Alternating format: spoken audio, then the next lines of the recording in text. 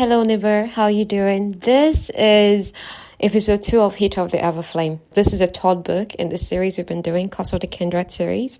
So we're just gonna hop in immediately, ASAP.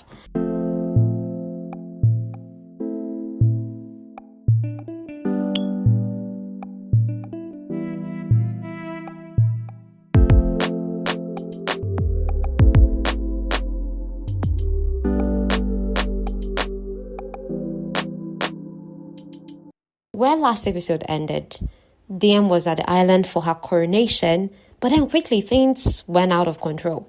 The whole place was just bombed after this spectacularly thing that was not supposed to happen, where her blood split the heartstone in half. That's a thing that is not supposed to be able to be destroyed, or else all the realms would crumble, It's like the heart of the descended powers and magic and hold on Emarion.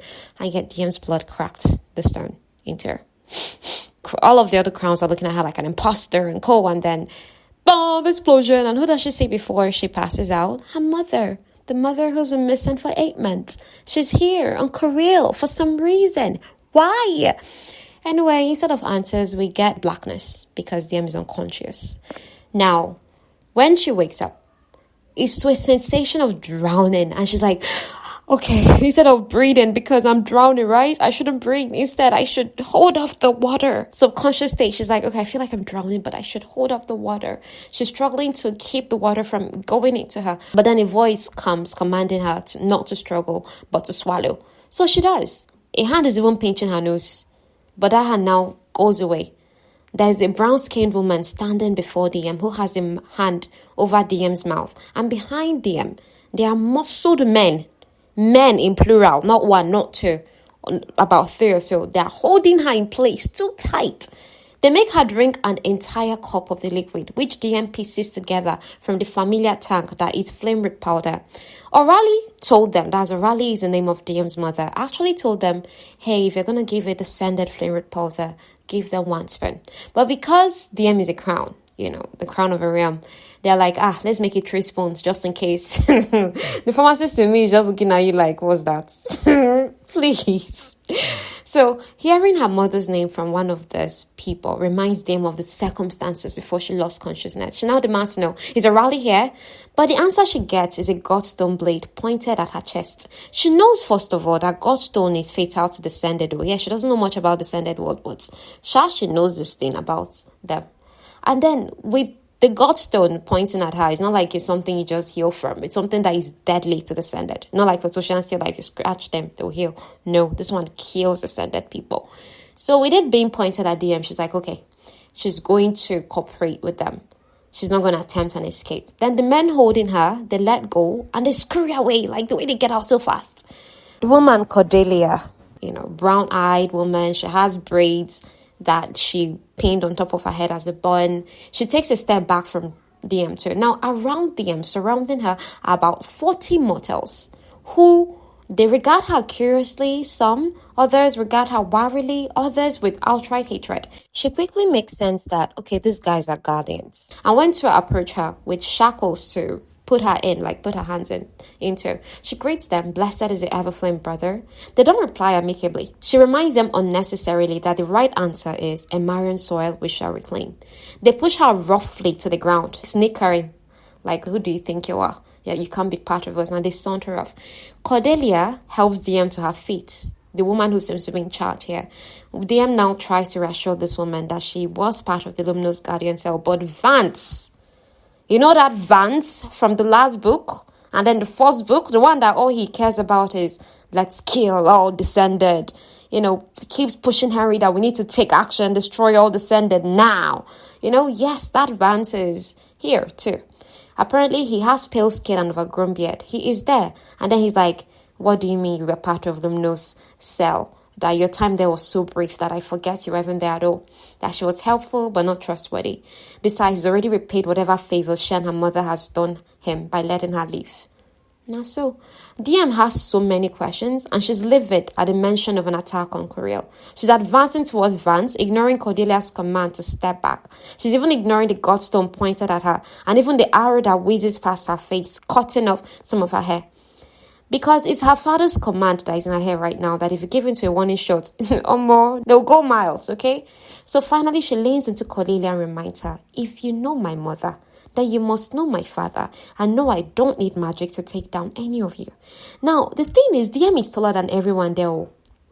All these mortals, she's taller than most of them. Just a few are like slightly taller than her. Because among, mortals, she's tall. But among descendants, she's petite. She's descended are much taller and everything. So Vance now goes, see, she's already threatening us. Cordelia says that she's going to give DM answers if DM cooperates. Vance is not happy at this and argues with Cordelia in quiet whispers. Cordelia's irritation shows just enough for DM to realize she needs to widen whatever crack exists between these two guardian leaders. So DM now throws out, looks like Vance is in the business of holding back crucial details where women are involved. Vance now argues that your mother worked with me for years and we never had a problem. Cordelia gets in the middle and now says, that's enough, brother Vance, I can handle this. Vance stiffens like, I think you mean Father Vance. Hey. Cordelia tells him only in Lumnos, here in Arboros, you are brother, same as any other man. So DM is like, okay, I'm in Arboros, realm of Ruth and Tone. So DM knew that Vance's father title was temporary until the woman in charge came back. But now she learns that that woman in charge is actually her mother, Orali, who's led the Lumnos cell for a decade, 10 bloody years. She's like, yo, what? My mother, Orali Bellato, was the leader of the ruthless, violent rebels, preparing to raise a bloody war against the Descended, against me. My mother, who had made her career working for the Descended as a healer in the Emarion army. My mother, who must have slept with a Descended man to become pregnant with me. My mother, who had negotiated to send her son Tella to the Descended Academy to grow up among Lumnos' elite. It raises the question, who really is this woman that I call my mother? Do you get? Now, DM now begs for answers, giving away her desperation, like, yo, tell me something, please. What happened on the island? Were any descended casualties? She's specifically asking to know if Luther is safe. Her mother and uncle, do you understand? Because she's like, though, if anything happens to Luther, she doesn't think she'll forgive herself or her mother. Cordelia now shares the full story with DM. When it became clear the king of Lumnos would die soon, your mother knew the crowns would have to meet to coronate his heir. She proposed that during the ritual, we launch an attack to capture the island.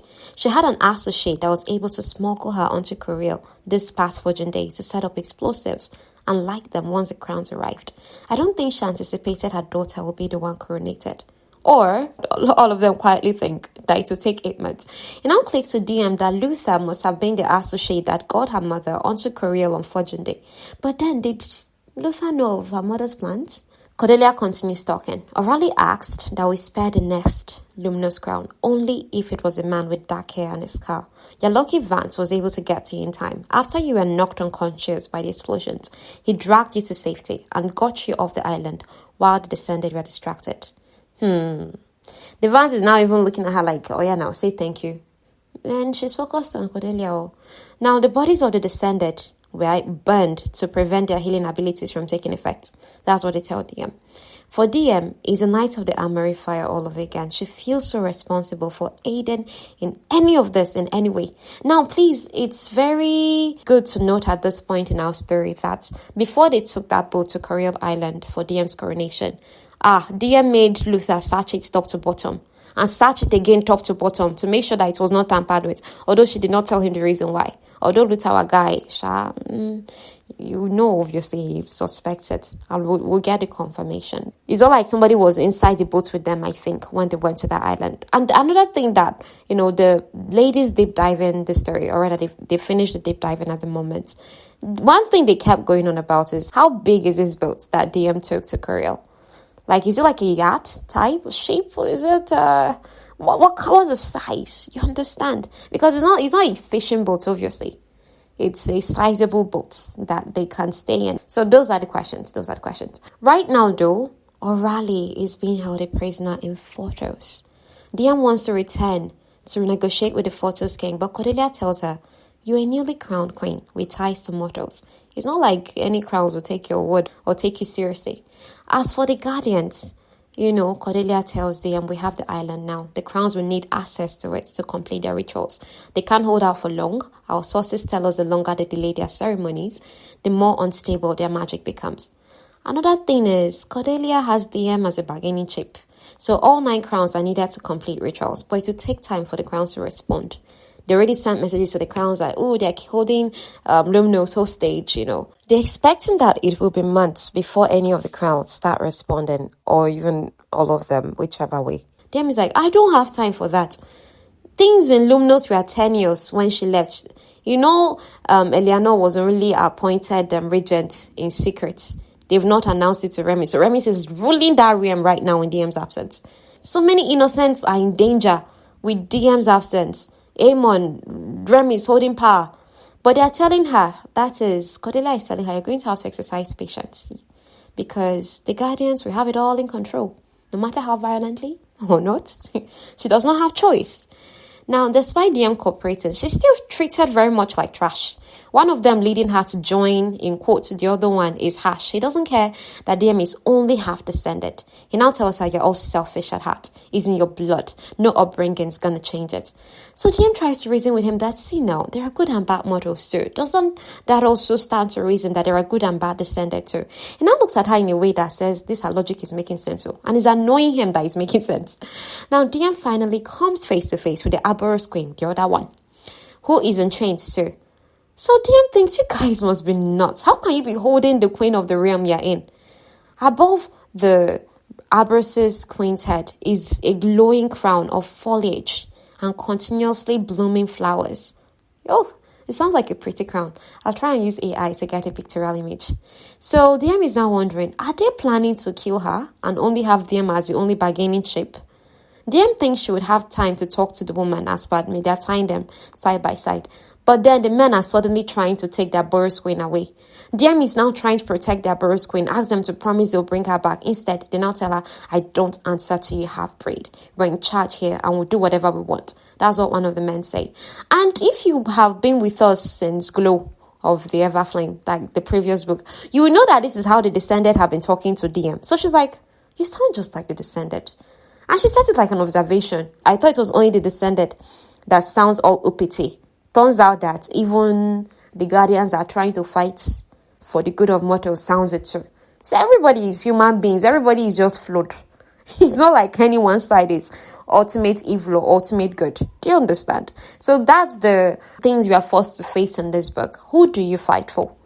Since everybody is just flawed, left, right, and center. Who do you fight for? And why are you fighting? So those are the questions that this book sort of seems, looks to answer in its own way.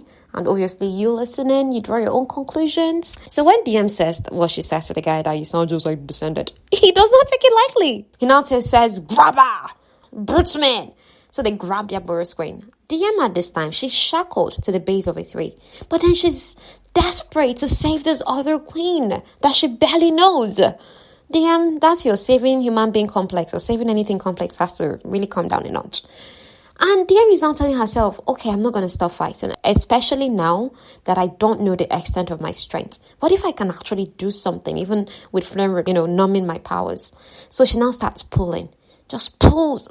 At first, the men are laughing at her panic, like, see this one, see this stupid woman struggling pointlessly. But then the tree starts bending, giving way. Even their Boros queen shock from where they are holding her. The people holding her too stand to watch DM like, what is going on here? The Boros queen too, that is Descended to look DM like, how you take Duam? How are you bending this tree? So eventually the chain holding her right arm snaps apart. DM's right hand snaps. And she's also able to free her other hand. And she misses a man that wants to hit her with a club. She's running to Aberrous. But DM's dress, a blue-grey dress that she wore to the coronation, it gets in her way. She trips on it. And funny enough, she chose that dress, the color of it, because it reminds her of Luther's eyes. And she wanted to feel like Luther was there with her. But, that tripping is the opening that the Guardians need to, wham her out. And she's out cold. Now, when DM wakes up, she's shackled to a tree that is 3 times the width of the one she uprooted. She can hardly move. The wound on her head is dull, as if it's been healing for weeks, not hours. The one that they gave her on the head when they... She's like, oh, okay, so flame red doesn't dull my strength, just my healing. Okay, good to know. The person that brings DM a meal is Breck, the weapons maker. He had deserted the army with an incredible stash of weapons. And DM only found out when she met the crown of photos and said, Breck's a family friend. Not a good look at all. DM met Breck in Spark of the Everflame, when she thought she was still mortal before she joined the Guardians. Breck, they rapport from the first instance, and DM doesn't rapport with a lot of people. So we don't see Breck through most of Glow.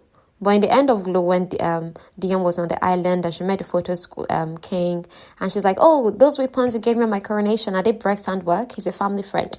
And then the king now looks at her like, Breck deserted the army with an incredible stash of weapons, like a substantial stash of weapons. So Dem's like, uh-oh. By saying he's a family friend or that, oh, I know him, she's putting herself as target of, she knows the activities that Breck is up to. So right now, she's seeing him after all that time and telling him, oh yeah, I landed in trouble because of you, Meanwhile, there was a note Henry left for them the night before her challenge. When she went to see him and he had gone out of town, ignoring that she's supposed to die. And that note actually read, good luck tomorrow. I'll see you soon. Remember, whatever it may look like, we're on the same side. That's what Henry wrote. So DM now says, considering that note and where I am, a prisoner of the Guardians, she now asks Breck if Henry knew she would be captured and taken prisoner. First of all, Henry was part of the attack on Coriel, but he fled early back to Luminous with some others. Breck now thinks, well, this whole Henry thing, come on, he's doing all of this because he loves you. Come on, it's just a moment thing. This is a story you guys will tell in the future for your wedding. But DM says firmly, there will be no wedding. Breck is defending not just Henry, but the Guardians and their work and how they have to keep secrets from their family. That's just how we work, So DM sparks. And it takes effort to spark because the flame root is actually dulling her emotions and she's feeling numbness again. So she really has to force herself to feel the emotion. That is the correct emotion here, which is like indignation. Like, no, you can't excuse the Guardians like that and say, hey, you have to keep secrets. Because you know what your secret keeping did to me? Or you're saying that, oh, my mother kept the secret of being a guardian from my father, that she made it clear to all of you that my father is not supposed to be told, that she loves him, and she did that. So DM has to tell Breck, Pomp and Claire, my father is dead. He's dead because of me, because I was not prepared to be queen. That chance was stolen from me by her lies. And thanks to the Guardians, she wasn't even there to comfort her children as they mourned his death. So don't you dare lecture me on my mother's love or her secrets. Breck gives her a pitying look that would normally provoke her, like, why are you pitying me? But she has expended enough emotion, so she is dulled again. She's made numb by the flame root. It now dawns on her, maybe this was why I was so reckless in my teenage years. I was trying too hard to feel something. She was on flame root the whole of her teenage years. We discussed this briefly in the last book that we did. Now, Breck opens up about how the attack on Coriel Island was possible. O'Reilly set the tone by making an explosion in the northern part of the island to draw the armies to check out what's going on here. Then while the armies are focused on that, the Guardians now snuck in from the south. Now, such detail, that's what he's showing her. But then he didn't tell her, or rather he wouldn't tell her which descendant is working with these Guardians to enable an attack of this magnitude. So DM thinks, could it be Luther? But she's like, no, Luther would not jeopardize my safety if he knew of such a plan. Breck is telling DM, we'd hoped the bombs might bring down the temple, but we underestimated the strength of the godstone. The entire temple is godstone. The explosions didn't even make it crack. Plan B was to take the stone at the center, but the descendant must have secured it in some way. It wouldn't move, and it burned us when we tried to touch it. So we went with Plan C, commandeer the entire temple. Imagine, taking charge of the island was actually Plan C. Because Plan A was let them bomb down the place. Nah, Plan B, let us take the stone. No, Plan C, okay, let's hold the island. So he's now telling her, I wasn't sure we'd really be able to do it, but the descended can't use their magic on the island, and they're not used to relying on weapons alone. With our explosives and our godstone weapons, we had the upper hand. So the Guardians plan to hold on to the island long enough that descended magic crumbles. As for that rock, Breck now asks them if she knows anything about it. Thankfully, finally, she's learned her lesson about trusting the Guardians with sensitive information. So she lies that, I don't know. They're calling it the rock in the middle. That giant rock at the center. It's them that knows that rock at the center is actually the heartstone. You're not able to take it because, yes, it's going to burn you. It has its own self-preserving qualities about it. It might look exposed, but it is not. So that thing they keep calling rock and stone, the heartstone. And this heartstone is the source of the forging magic. She doesn't tell them that. She remembers what the Sophos crown said about it. This is our most precious secret. The truth that each of us guards with our lives. For if the heartstone is destroyed, so too shall our realms crumble and fall. Through Breck's talking, DM realizes that the Guardians think that the damage to the Hearthstone was caused by their bomb. They don't know it's DM's blood though that split it in half. In fact, the Guardians went as far as setting bombs around the Hearthstone to threaten the Descended. So now Breck was there for part of the attack as well. O'Reilly brought DM to Breck. That's how it happened. She was running to her daughter when the explosion happened. So O'Reilly brought DM to Breck. And then Breck took DM to Vance, who now got her off the island. At this point, they said that, they took O'Reilly prison. I'm like, if O'Reilly had a chance to get her daughter to Breck, why didn't she just leave with them off the island? Why did she give herself an opening to be captured? I know that, yes, she would not have been captured at all if it's that she didn't see DM there, but I just wonder, if she had that chance, why didn't she flee? Or did she do that to give the others a chance to get away? That saving complex her daughter has as well. Well, let's keep going. Now, DM's only comfort right now is that if Luther is alive, he's keeping her brother safe, keeping the mortars in the realm safe, and trying to save her mother for DM's sake. She basically thinks Luther must be doing all the things not able to do right now. Wrong. Because yes, while our guy is trying, his primary focus really is finding DM wherever he is right now. So now DM asks Breck about the Arborist Queen and is asked to forget everything she saw here. Now, Breck now encourages her to eat something. So, DM sends flame roots in the food. When Breck leaves, she mimes eating and then accidentally pours out the rest and hopes that as Descended, she can stay alive without food for longer. Now, it's been days. DM hasn't taken any food, she hasn't drank any water, and the water part is taking its toll on her. Her lips are cracked, she has a pounding headache. But thankfully, she's also starting to feel something. Then one midday like that, one afternoon, Vance comes with a group of men and they're dragging her away to somewhere. She's too weak to fight them and doesn't even want to hurt anybody. But when she trips to the ground and refuses to get up, she stubbornly asks him to do whatever he wants here, where everyone can see him. The thing about Vance is, when DM first met Vance, she thought he was kind, because then she was this obedient girl who was trying to please. But then the moment she questioned his authority, stood up to him, he revealed the monster he is. Now these men start making many slices on DM's skin, her cheek, her jaw, and they push vials into it, causing her so much pain because they're trying to collect her blood. They intend to use it to open the blood lock to the underground canal and finish off the Descended within the palace.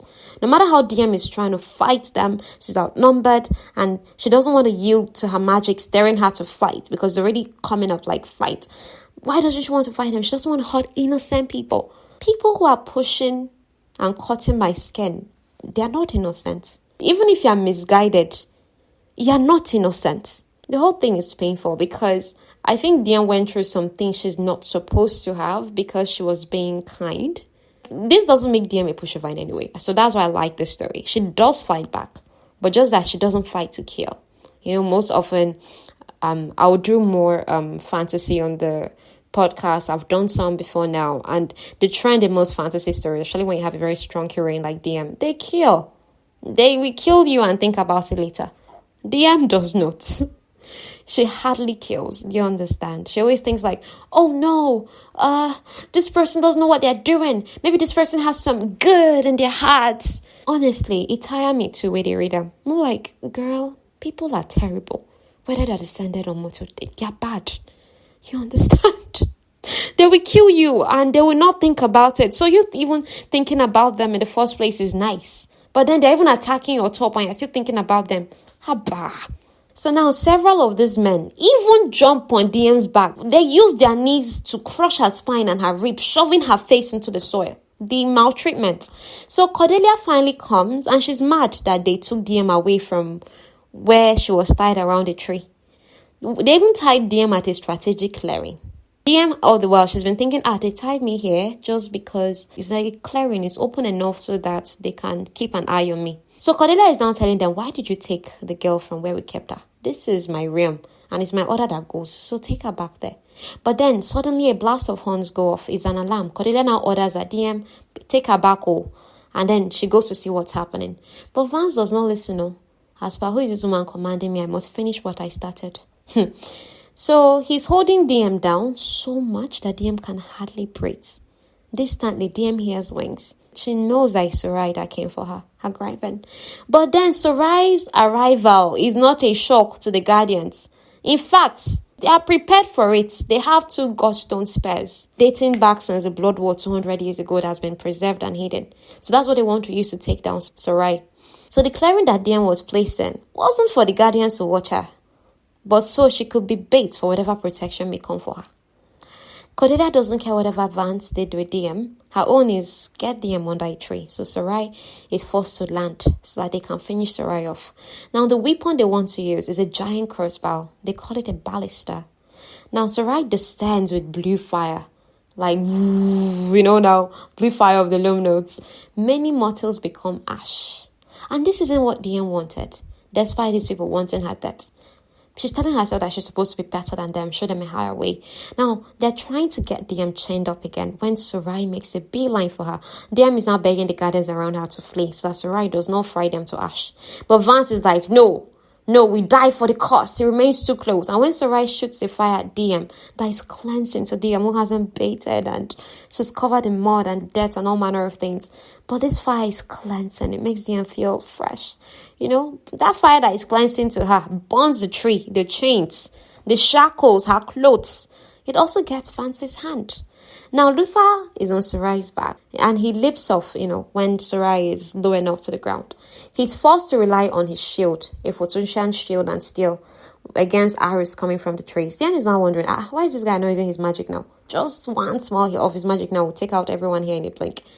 And DM has been holding back on using her magic. But when she sees the godstone studded spear rip through the air on a certain course for Sarai's beating heart, all DM has to have is one thought. One thought. That's still very light from that challenging day. Pew! Destroyed godstone. And it's interesting because the further we go into the story, you're going to find out that godstone is indestructible. But DM destroys something that is indestructible. And I doubt that these mortals actually know that this thing is indestructible. Do you get? So they don't know the magnitude of what just happened. Neither does DM. So it's just like, oh yeah, she stopped us. Yeah, let's move on. So we're coming there. However, DM is so weak. She's not been eating, she's not been drinking water. So that one magic move depletes her. When she did it at the challenger, it was nothing. It was just like, I breathed air. But that same thing she did today, because she's not in a good physical state, it's completely drained her. She's barely holding on to consciousness. But it finally dawns on her why Luther is not using his magic. He's outside of his Theramere. He's real. He has no magic here. DM is a crown, so she has magic anyway. Now, when they load the second bolt, the second spear, the godstone to shoot again at Sarai, and Luther has already taken 2 arrows, one to the shoulder, one to the thigh, DM now passes a silent order to Sarai through their bond. Take him home and don't come back. So Sarai hates it, but she cannot go against an order. So she jerks into the air. Luther clutched around the chest. So her claws goes around Luther's chest and she flies off. So the last thing DM says before she passes out is a bolt headed for them. Now, a difficult conversation is looming as DM wakes up. But first, again, DM feels like drowning, like she's drowning. And that same scene when this story started is what we are facing. She's not drowning, but they're just forcing liquid down her throat. And she's weakly resistant. In blunt terms, Cordelia lets her know that she needs the liquid, or next time she passes out, she might not wake up. So in as much as DM is, let me save everybody, thankfully she's also smart enough to say, okay, let me take that for my own good. So DM is dressed in plain mortal clothing, similar to what she used to wear every day before becoming queen. The gryvern burnt away her clothes and everything. And honestly, I think a time is going to come in this series where we're going to play a game of how many times the DM go completely nude under ridiculous circumstances. She went naked so many times. Not her fault, just situations, really. That time, that fire, first of all, in Spark of the Everflame, that one she went in to save those soldiers, those ascended soldiers. Yes, that was one. And in all these instances, Luther was always there. So that's just what's funny. So it actually comes up as a joke, I think, yes, later in this episode. So just stay tuned for that. Now let's just keep going. Because her clothes were burnt off and she was naked, they had to dress her in some clothes, thankfully. And the clothes that they put on her right now is the plain mortal clothing that she used to wear every day before becoming queen. So it's kind of comforting. So DM now asks if the gryvern and man are there. Cordelia wants to leave DM in the dark so that she feels the pain of the families who lost someone in the attack. But DM now fires back at Cordelia. I begged you to stop that attack. And when you refused, I called off my gryvern and sent away the deadliest descendant in Emarion before he cut you all to shreds. Your people aren't dead because of me, Cordelia. They're dead because of you. Now, this might be heroic in her head, but girlie, not now. Because she's at the mercy of these people. And truly, one of Cordelia's men rams a foot in DM's ribs, sending her face into the depths, and all watch her dispassionately as she struggles in pain. These are the people she's having mercy for. Hey God. Some people are kind. I'm not that kind. I'm really not. I promise I'm not. It's one thing for Jesus to go through this. I mean, he had an eternal, purpose. But I don't know if what DM is doing has any eternal purpose. Maybe it does. I just remember feeling so angry and hurt. Like, why are people doing this to this girl? Yes, I know. It's because we are seeing the story through DM's eyes. So it makes her feel much more personal to us. Maybe if we were seeing it through a third point of view and through others' hearts, maybe we might be more kind towards others. So maybe. So yeah, I think DM has been in the position of a mortal and a descendant, a leg in both worlds, and she's learned to have compassion instead of hate on everyone. So I think that's admirable. Yet here we are still in her moments of pain and maltreatment. So in as much as DM is in pain, that she should be vexing for them or getting bitter or offended, what comes out of her mouth is white asterberry. They're like, what? She's like, it's for the bonds that the people sustained. Like, use it to treat them. She describes the flower, where it can be found. So Cordelia sends her people to get that flower. But Cordelia says she's going to test it on herself first to make sure DM is not lying. So in as much as Cordelia did not have any bone from the attack, she's going to burn herself using the campfire and then test it before giving it to her people. So Cordelia is that type of leader. Now, there's more liquid for DM to drink. She's so weak, her hands are shaking. So Cordelia has to put the cup to her lips so that she can drink. So DM is eventually able to drink the liquid on her own. Then a campsite in the denser part of the forest is a perfect hideout. Now DM takes in the camp, tents in every direction, campfire, mist roasted. Now, the guardians actually saw all the discarded food they've been giving DM buried in the ground, in that tree they tied her to before. That tree is gone, it's ash now. And it now makes Cordelia say, you're definitely Oraldo's daughter. I mean, to pull something like that. So when she says this, DM doesn't know if to be proud or, because if it's any time before this time, she'll be proud, like, yeah, my mother's daughter. But hearing it now, from considering she doesn't even understand her emotions towards her mother right now, she's not sure how to feel. Now, a woman, a normal mortal woman now, DM is only descended in this camp, brings DM a sack of food, but is reluctant to give it to DM because of the one that DM, in quotes, wasted. So Cordelia is now telling this woman who is reluctant that DM, she refers to DM as this woman. So I like that about Cordelia, actually. Even when Vance was holding DM down, she just came and said, is that the Bellator girl you're holding? She didn't say, is that the crown? Is that the descended girl? She's like, is that the Bellator girl? DM is just 20. She'll be 21 in 3 months on Fortune Day. Do you get? So the fact that Cordelia sees her as a human being, apart from descended and crown, it's something. But obviously, Cordelia has a duty to her people. So I think it's a tough position of a leader in some way. So I think DM is not wrong to actually be sort of kind. Hey, I'm going to stop here. Let's just tell the story. Cordelia now is explaining to the other mortal woman, the other guardian woman, that this woman, DM, assisted with the attack on the island, and a mission she helped with in Lumnos is the reason why many of you have fine descended weapons right now. Not that DM wants that credit, because, both the thing that happened on the island and at the armory, she doesn't like either of them. So Cordelia now keeps going. She's also a descended queen who can give guardians safe harbor in her realm. Shall we let her die for spite, or shall we remember our mission and do everything we can to save the lives of our people? Cordelia asked. This woman is far-sighted, Cordelia. From now on, Cordelia, will be sitting with DM to make sure DM drinks the flame root powder liquid. Cordelia asked DM, will they come back? DM now says the gryvern won't, but the man will. As for, will Luther come with an army? DM carefully answers, he will do whatever it takes to free me. Cordelia secures his second chain through the shackles and wraps it around the tree. DM now asks about Vance, the hand. Vance's hand is gone. DM expects to feel satisfaction But instead, she doesn't find any happiness in it. She offers to examine and assist him. Cordelia points out that it's not a good idea in any way. If anybody should die on your watch, they'll say you did it. You get, so best you just stay put. She then asks for DM's side of the story with Vance. Why does he hate you so much? So DM now starts with witnessing Ron murder his child and the mother, and that was her trigger to join the Guardians. Then the attack at the armory, and then DM twatting the Ascension Ball attack. So those things were what ignited Vance against DM. Like, why did she go to the armory when he said no mortal should be seen? Went against Vance's command. So DM thinks Vance has always been suspicious of her because of who her dad is, the commander in the Emarion army and all. But Cordelia Mortis is more because of her mom. The whole thing has DM, giving Cordelia a side eye, as per, what are the secrets there that Cordelia isn't given? But DM doesn't push, because she understands secrets at this point. She's given a lot of them herself. So when Cordelia asks DM, do you still consider yourself a guardian? She is careful to answer that she believes in what the Guardians are fighting for, but the slaughtering method of all, innocent and guilty, Cordelia admits that descended in high places have helped them, and even Cordelia sees a potential in the two races coexisting. Whereas people like Vance are like, away with all the descended. So when DM begs to be allowed to return to Lumnos, Cordelia is against it.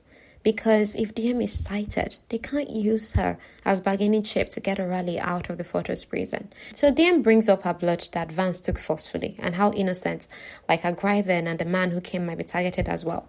So Cordelia is like, first of all, the gryvern is not innocent. Gryverns have killed countless mortals and will still get to kill to protect or impress their crown. As for Luther, Cordelia believes he kills half-breed children. So DM notes that if O'Reilly chose not to share Luther's secret with Cordelia, it's not DM that should be doing that. DM still begs to return, and all Cordelia says is, I'm going to think about it. Now, the move comes the next day, because, now they can't stay in this camp, so that they're not sitting dogs for when Luther comes back with reinforcements. DM is not treated any better through the journey. They blindfold her. She stumbles all the way through. However, through observing the change in the weather, she notes that, we are closer to Arboros' eastern border, right next to Igneous, realm of sand and flame. Mortals are no longer welcome there. So when they get to what will be the new campsite, the mortals set up the place efficiently. And in hours, it looks as if it's been there for weeks. Now, the thing about the Guardians here in Arboros is that their cause seems to be their whole life. There are elderly and children here, unlike in Lumnos, where it's just a part of their lives and they get to go home and, for the ones here in Arboros, it's their whole life. They're nomadic, they're constantly moving. And that makes them concerned that, if they catch one person, will all of you face fire like this? Now, sadly, DM isn't able to talk to any mortals to learn their story about why is it that it's all of you? How is it that people operate like this, It's as if the guards are keeping people out as much as they're keeping DM in. The only time DM hears anything is by pretending to sleep so that those guarding her can talk. They mostly cause descended and then they share calm gossip. But on a fateful day like that, they talk about guardian activities across other realms. First off, they talk about how the army hasn't tried to take back the island. The army instead surrounded the island with warships, and that's it. However, Mother Dell, that's Cordelia, says they have to take it back by Fortune Day or their magic will start going wrong. So Fortune Day is still 3 months away. About keeping the island, they discuss if the Merocell can help. Apparently, the Merocell Guardians are blowing up half the docks at the ports, creating some diversions, keeping the army occupied. Then in the cells up north, a powerful descendant has appeared who claims to hate all his kind and wants an end. These guardians are not keen on another descendant supposedly helping their cause. So they're now talking bad enough that we have to deal with 2 false queens. So let's say one false queen is DM. Who's the other? Who? Oh, sadly, they are cut off by the arrival of Breck and someone younger. These guardians look at Breck with open hatred, the same kind of look they give DM. By the way, Breck is mean to DM right now and says that Cordelia says that they should take DM down there. He's taking over the shift. His orders are to take DM to Warshelf, that she's thinking of the whole camp. So DM is freed from her chains, but the shackles are still on. Now, on the walk towards the water, Breck knocks out the younger guy. He's here to help DM escape. Huzzah! DM isn't sure about it though. Like, are you sure? Why are you? Please, Cordelia said I should stay. Now that she's given the option to run away, she's not sure again. Because is it the best thing? How would they now be able to trade for my mother's freedom from jail? In the meantime, there's only so much skunking about they can do. with the glow of DM's crown giving them away. So Breck now has to ask her, babe, is there no way to make that crown disappear? So DM now recalls how Luther taught her to tap into the forging magic. It's not her magic, but it's something other, borrowed. So she focuses on that thing outside of her and is able to pull the crown from above her head, so her chest, somewhere in her chest. So when she opens her eyes, the glow of the crown in the dark is gone. You understand? So one funny thing about this escape mission is DM assumes Henry is in on it. Like, does Henry know? Only for Brett to reply, I'd appreciate it if you'd never tell him I had any part in this. That's awful. That Henry would prefer she's held, treated poorly, terribly. You know, so I'm sure if he was here, he'd be like, hey, you're the one causing them to beat you now. Behave well. But you're the ones that is holding me prisoner. And it's funny because us who are reading this book, we do not like Henry at all. But Penn Cole, the author of this novel, loves Henry. She's like, he is representing so and so of this. And all of us are looking at her like, what are you saying? We don't like Henry. But I hear that when she initially wrote this book, she wrote Henry to be so good that her first beta readers were like, oh, they love Henry so much that they're wondering how Luther would fit into the whole thing. And she's like, okay, I must be doing something wrong if you guys love Henry too much. But then she now wrote it again, and she succeeded at making us not like Henry.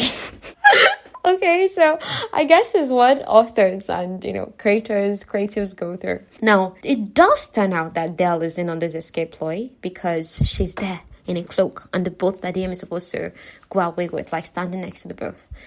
Apparently, a message from Fortos came in reading, do with her what you will. All those who are guilty will face their consequences in due course.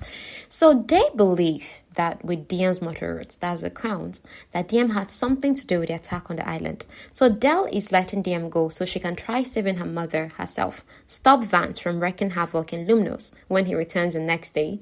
And there are also armies crawling in Lumnos, lots of them, more armies than in any other realm, because DM is not there. So it's only a matter of time before she's usurped or something.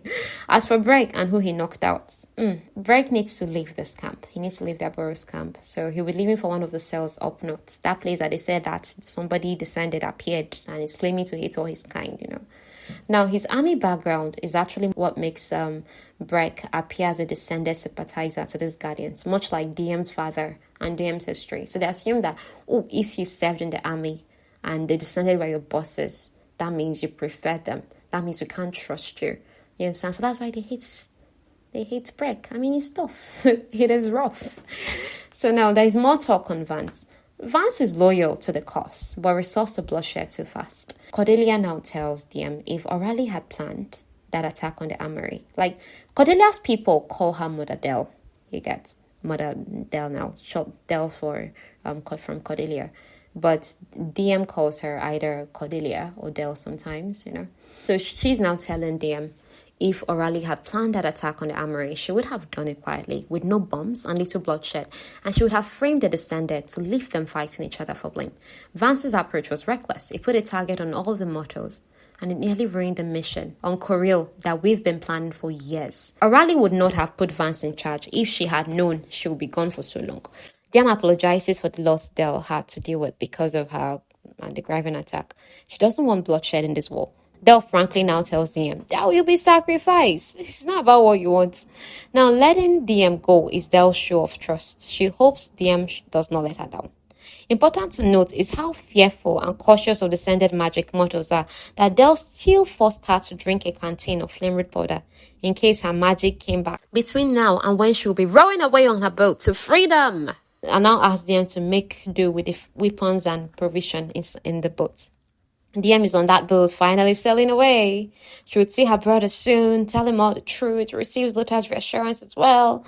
The water is still, and DM is like, I need a little window so this thing can pick up speed. But you know that this is a very long boat ride. And this boat that they gave her is small. It's that fisherman style one. If she wants to sleep or rest, she will need to pull to a shore. But she wants to do that as little times as possible. Because as a crown, if you set foot on another realm without invitation, it can lead to execution. It's seen as a hostile move. Why are you here? Finally, that wind that she was begging to come, it came. So remembering her father's instructions on how to sail a boat like this one, DM now sets up, the sail, the this, the that. Now, Arboros is behind her now. So she's leaving Arboros. The wind that was on her side suddenly shifts. In fact, turns the boat around in the direction of the shore she just left. DM readjusts it twice, only to see she's at Arboros. How? The water was just calm. So how did my boat get from there to here? No. DM pushes the boat back into the water, but instead of feeling smooth, like a boat moving through water, it feels like she's pushing something stuck in the mud. The minute she tries to catch her breath, the boat goes back to the shore. She tries one more time, a similar case, almost as if supernatural forces have agreed she's not going anywhere. Next thing, the boat with her inside turns over. The supplies, the weapons, gone. DM is soaking wet. Forget weapons. She can't make this journey without provisions. Might as well hide around in Arboros camp region until these people move. Because Dell said they are going to be moving soon. They will move camp soon. DM's plan right now is, okay, I'm going to have to bid my time in Arboros. I'm just going to have to find a way to hide around here until my magic returns. Then maybe I can call Sorey and Sorey will take me home. However, the capsized boat is seen by guardians who are looking around for the two escaped. That is DM and Breck. DM now takes advantage of not being spotted to look for weapons so she can escape with one of the horses at least. There's some chaos going on in camp that provides distraction while DM is slinking around until she finally finds a broadsword. At the same time, she hears Luther speaking!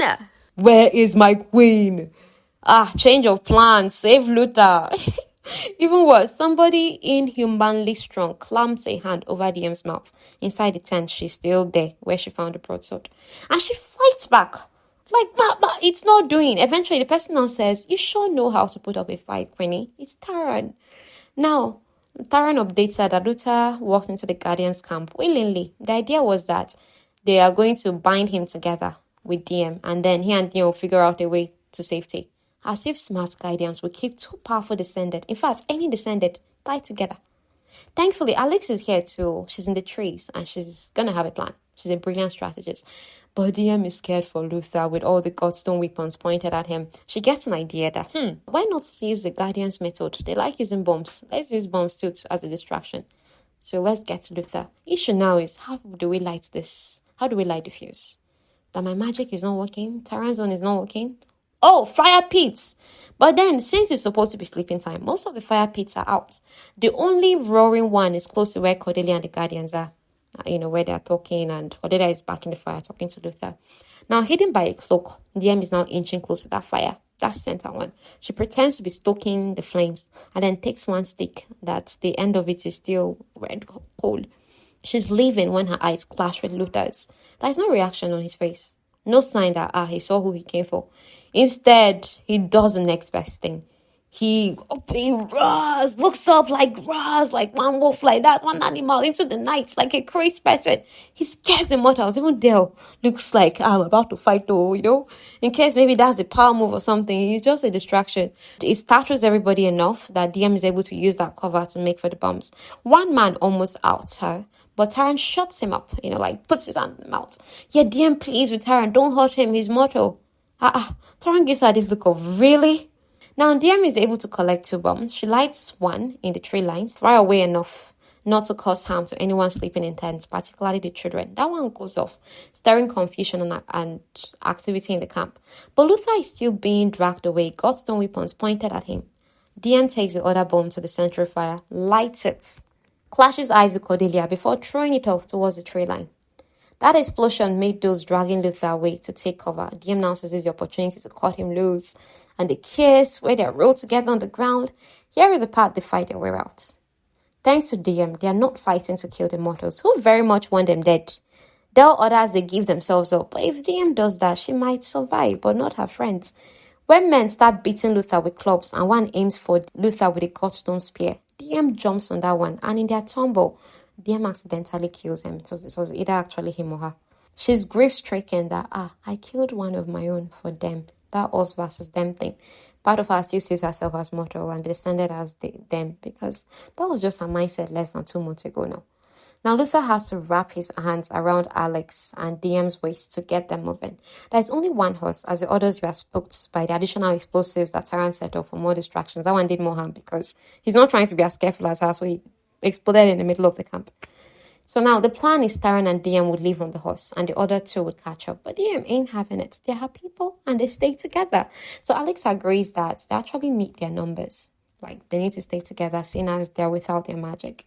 So when more mortals come to attack, Diem abandons the horse, takes off running into the woods. Her friends follow, as well as those mortals. Now, this isn't woods that Diem is familiar with, so she keeps tripping. But Luther's hand around her waist catches her every time. They eventually stop hearing footsteps behind after what feels like hours. They now take cover in a split, like one split like that, within a tree that can take 4 of them. Tree housewives, Hobbit housewives, sort of. Now, because of space, Luther backs Diem into the back, and she now asks to make sure he didn't take any godstone wounds. Fortunately, he didn't. She feels relief. However, he tells her, "You put your life on the line for me, and I want you to promise me that you'll stop." She tells him, "I promise you, I'll do anything to protect my people. You are my people." Now, the conversation flips to Teller. He kept his best guards on Teller, including pets. We remember pets. And then her mother in the prison. He was going to allow Orally to come clean to Diem on their ride back from Coriel. That is after her coronation. But we know that never happened. So Diem feels awful that she gave Luther hell about his secrets, but withheld her own actions in aiding the Guardians. So she plans to tell him, everything about her role with the Guardians. For Diem's sake, who's been quite through the ordeal and her body is beaten, man, they decide to take a rest tonight instead of, walking farther away. They need that strength, according to Luther, to return to Aborus City. You know how you have Lumnos City where the descended mostly reside? There's Aborus City too, of this realm. Now, that's where their horses are. So Alex goes out to take the first watch. Diem follows and comments how she fought. Alex also commends Diem for being a selfless fighter, fighting better than many of Alex's soldiers. So Diem now tells Alex, "You must think me foolish for asking you not to kill the mortals earlier when they were trying so hard to kill us." So Alex now says, "It's not foolish. I understand and I agree." Now, Alex has short, blue-black hair. She talks behind her ear. After Diem opened her and Taran's eyes to the situation of things in Mortal City, Alex has been thinking about putting mortals in positions of authority, part of the royal guard, patrolling all of Lumnos. Now, Alex continually refers to Diem as Her Majesty, Her Majesty. Diem doesn't feel like she earned her title. Alex now tells her, "Lumnos picked you, and that was the challenging. And me too. I'm from House Cobra. So it feels like things are handed to me. That's why, even though I worked so hard to have my position, there are still people who would never respect me. In those positions, I wield my titles. They don't have to respect me, but they do have to salute me, obey me, and address me correctly. I don't need their support, just their submission." So Diem has to follow a similar pattern of living.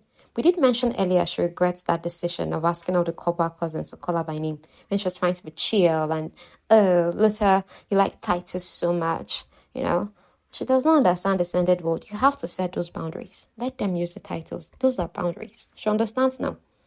So, because when she allowed them to call her by name, they immediately showed her open contempt. Now, back with Luther, Diem is freezing. She's still in that water clothes from earlier, where the boat overturned and she landed inside water. Taran is already asleep. Luther tries to get her undressed, but when she sees the blood of the mortal she'd accidentally killed on her clothes, she loses it. She's not like, "Oh my God, he was just a mortal trying to protect his people that she promised to use her crown to protect, but she killed." She wrenches herself away from Luther, feeling self-loathing and unworthy. Luther notices that, she's closing on herself. So he repeatedly asks her permission to touch. And then when she finally accepts, he cradles her face and lets her know the war is here. People will either die by your hand or your command. You can mourn them, but don't be weighed down. Luther was weighed down by the half-mortal children he couldn't save. That's the grief of it. It left him feeling hollow and angry. He doesn't want that same feelings for her. So eventually he undresses her, dresses her in warm clothes of his own, wraps his arms around her so that she sleeps, and is the safest and warmest she's felt since her coronation. So good. This is where we're going to just stop for today. Just for today. So we'll continue the next episode, and the next episode is coming in hot. Vance came after them, and we know that is not Dell's instructions, so he's feeling vindicative. Even with his one hand, he came after them. And the things that happened, guys, it's not looking good. It's not. So let's look forward to that. All right then, see you.